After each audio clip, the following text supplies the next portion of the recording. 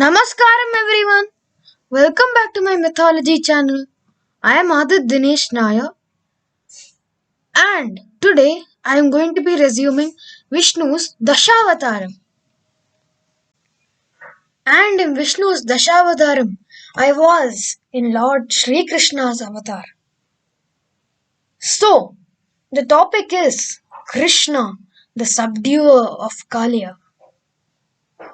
The music I played in the intro was also a song which was played in a serial called Little Krishna when Krishna was subduing Kaliya.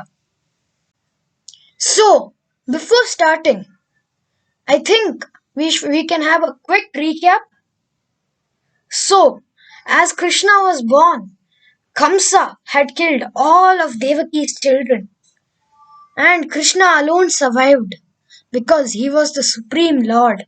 Vasudeva took Krishna to Gokul and he was raised there by Nanda and Yashoda. There, Kamsa sends many monsters to kill Krishna, but Krishna kills them all. Now here is a continuation when the Gokul residents decide to move to Vrindavan. So, the villagers set up camp in Vrindavan. They set up new homes. It took a lot of days, but at last they were successful. Krishna and Balarama simply loved being in Vrindavan. They always danced around singing praises of their home. So, now little Krishna goes to his mother Yashoda and asks her, "Ma, please can I take the cattle for grazing?" But Yashoda said, "You're too small for doing this. We can't let you do this. I'm sorry, Krishna." And Nanda also says, "Yeah, Krishna, you can't do this possibly. You're too small for it." But Krishna insisted, and then Nanda finally agreed and said, "You may take the calves, but you won't take the cows, and you don't go too far into the forest. Promise me." Krishna promised him, and he happily went away with his friends to the forest to graze the cattle. So, when they were grazing their cattle, one mysterious calf appeared. Krishna immediately knew it was not one of theirs because of its color. It was brown and black, whereas their calves were pure white. And Krishna immediately recognized the calf as an asura too. So Krishna grabbed the tail of the demon calf and he started rotating him so fast and he threw him. As soon as the calf fell to the ground, he transformed into its true asura shape, and he died. So, Kamsa's asuras had failed. One of them had failed. Now, Bakasura, who was the brother of Putana, came. He came in the form of a huge swan. Now, Bakasura, he immediately swooped down and he swallowed Krishna. The cowherds fainted in shock. And slowly Bakasura started to digest Krishna, but he couldn't. He suddenly felt a strange hotness in his throat and he spat out Krishna. Now Krishna, the cowherds had already recovered their consciousness and they watched the scene with awe. Krishna jumped on Bakasura and split him in two. The cowherds were so relieved to see Krishna that they hugged him.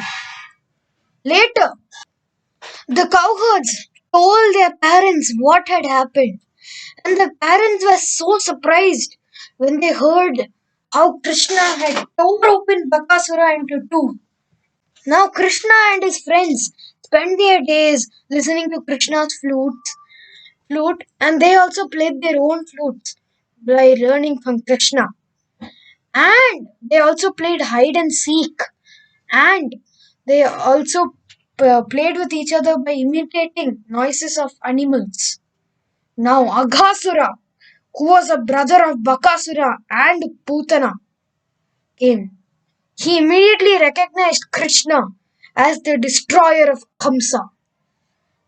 He devised a plan to kill Krishna, and he took the form of a huge serpent and opened his mouth. Now he looked like a cave. His tongue stretched out like a road, a red road.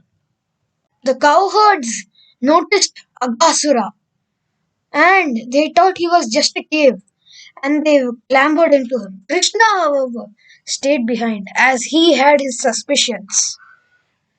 Aghasura was waiting for Krishna to come so that he could swallow them all whole. But Krishna walked in and he grew bigger and bigger and bigger and bigger. At last, he was so big Aghasura could not contain him. And Krishna choked Aghasura and he died. The cowherds escaped unharmed. Later, the skin of Aghasura became a favorite play place, for the cowherds. Now Krishna and his friends were relaxing one day when Sri Dama spoke up. He said, "You, Balarama and Krishna, are unequaled in strength. Do you know there is a dense forest nearby with several palm trees laden with fruit? But there is a wicked asura named Dhenuka living there in the guise of a donkey. He does not allow anyone, neither man nor beast, to approach the area Despite the lure of the fruit, no one dares to go into that forest." Krishna and Balarama immediately sprang up and laughed and said, "Where is that Dhenukasura? We will kill him. Let us go there." So Krishna and his friends went there. Balarama shook a fruit tree so vigorously that the noise awakened the asura. He came running towards them. But Balarama caught hold of him, spun him, and while he was spinning him itself, the asura died. He threw his body onto remaining trees. Then Balarama and Krishna finished off the companions of Dhenukasura. Balarama and Krishna were usually inseparable. But one day, Krishna went to visit the river Yamuna. Actually, it wasn't a Yamuna, it was just a normal river. Without Balarama. When the boys were going to drink in that river, one of the friends of Krishna said, "Do not drink from that river. The evil serpent Kaliya resides there. His poison will kill you as soon as you touch the water. Even if a drop touches your lips, you'll faint." Now the cattle, filled with thirst, drank the water. They immediately fell down in a heap. Krishna could not bear to see this. He immediately jumped onto a nearby tree and he dived into the water. He started splashing around playfully, and the Kaliya serpent emerged with 100 heads. As soon as Kaliya saw Krishna, he bound him tightly in his coils. Now, the cowherds were immediately scared. They called all the villagers of Vrindavan. And soon, the Gopikas were straining to keep Yashoda from jumping into the river. Balarama also coaxed Nanda against jumping in and saving Krishna. Slowly, Krishna started growing bigger and bigger and bigger, just like the way he had done with Aghasura. Now he was so big that the serpent Kaliya had to loosen his coils, and Krishna escaped.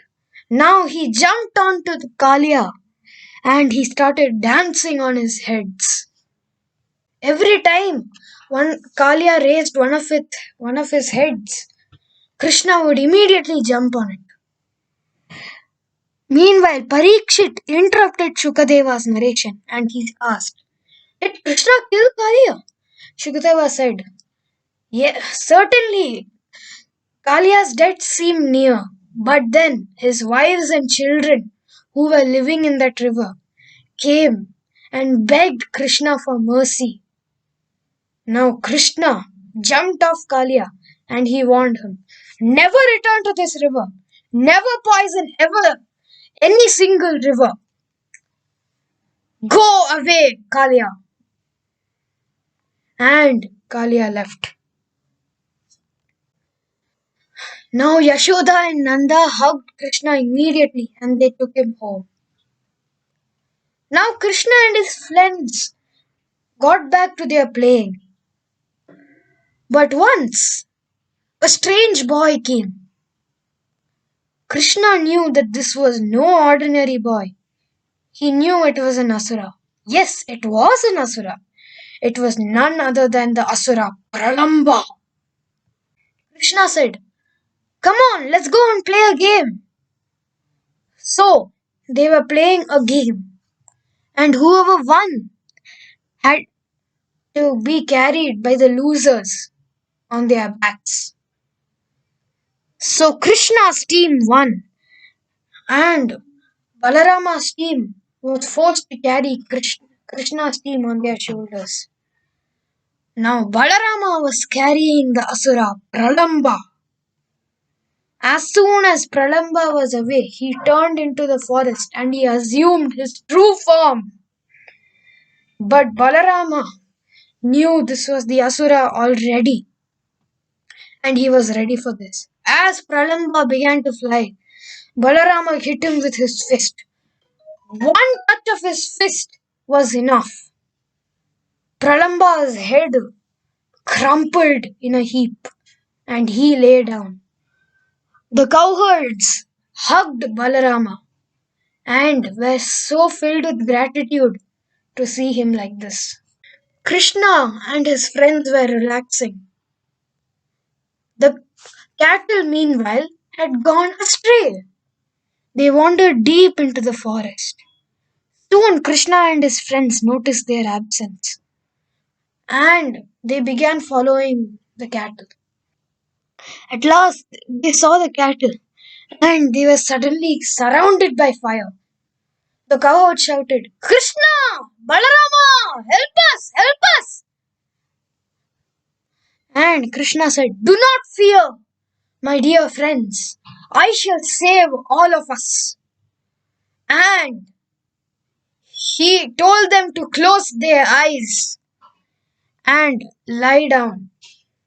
Now Krishna opened his mouth and swallowed the forest fire whole.